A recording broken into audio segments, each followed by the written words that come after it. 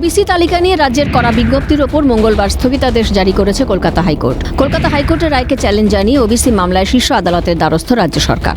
24শে জুলাই পর্যন্ত অন্তর্বর্তী স্থগিতাদেশ জারি করেছে কলকাতা হাইকোর্ট। স্থগিতাদেশ দেয় বিচারপতি তপব্রত চক্রবর্তী ও বিচারপতি রাজাশেখর মান্থার ডিভিশন বেঞ্চ। হাইকোর্টের স্থগিতাদেশকে উদযাপন করার জন্য বিধানসভার বাইরে লাড্ডু বিতরণ করলেন বিজেপি বিধায়করা। বুধবার বিধানসভা থেকে বেরিয়ে কাঁসর, ঘণ্টা, শাঁখ, করতাল বাজিয়ে লাড্ডু বিতরণ করেন বিজেপি বিধায়করা। নেতৃত্বে বিরোধী দলনেতা শুভেন্দু অধিকারী। বিধানসভার মেইন গেটে চলে আসেন বিজেপি বিধায়করা। শুভেন্দু অধিকারী সহ বেশ কয়েকজন বিধায়কের হাতে ছিল লাড্ডুর প্যাকেট। সঙ্গে চলে স্লোগান। আদালতের এই নির্দেশকে বড় জয় হিসেবে দেখছে বিজেপি।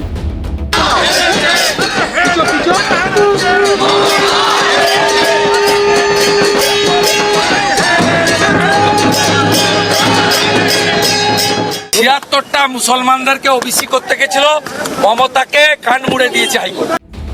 তুষ্টিকরণের রাজনীতি চলছে বললেন অন্য বিজেপি বিধায়করা। ওবিসিতে যে তুষ্টিকরণের রাজনীতি চলছিল, সেই তুষ্টিকরণের রাজনীতি ব্যর্থ হয়েছে। যে সঠিকভাবে ওবিসি যে ওবিসি তালিকায় যে হিন্দুদেরও রাখা হয়েছে, তার জন্যই আজকে আমরা যে কেস করা হয়েছে তাতে সাফল্য লাভ করা হয়েছে, স্থগিতাদেশ দিয়েছে। আমরা সেই বিচার ব্যবস্থাকে ধন্যবাদ জানাচ্ছি।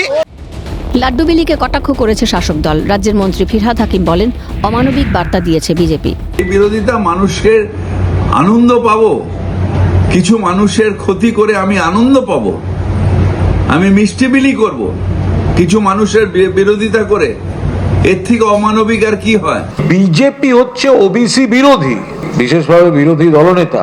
তাতে একেবারে আনন্দে আত্মহারা হয়ে লাড্ডু বিতরণ করছেন। যে লাড্ডুটা হচ্ছে সিপিএম এর বিধায়ক সংখ্যার প্রতীক, সেই লাড্ডু বিতরণ করতে নেমেছেন। কংগ্রেসের বিধায়ক সংখ্যা, সিপিএম এর বিধায়ক সংখ্যা, হাতে হাতে বিলোচ্ছেন বিরোধী দলনেতা। ভোট ব্যাংকের কথা মাথায় রেখে সংকীর্ণ রাজনীতি করছে শাসক দল, এই অভিযোগ আগেই করেছিলেন বিরোধী দলনেতা। এরপর অন্তর্বর্তী স্থগিতাদেশে তৃণমূল কংগ্রেস সরকার কি সংরক্ষণের ক্ষেত্রে তোষণের রাজনীতি করছে, প্রশ্ন ওয়াকিবহাল মহলের। ক্যামেরায় অপূর্ব দেবনাথ ও জ্যাকি সিং এর সঙ্গে বিপ্লব চক্রবর্তী ও সুদীপ্ত পালের রিপোর্ট, ক্যালকাটা নিউজ।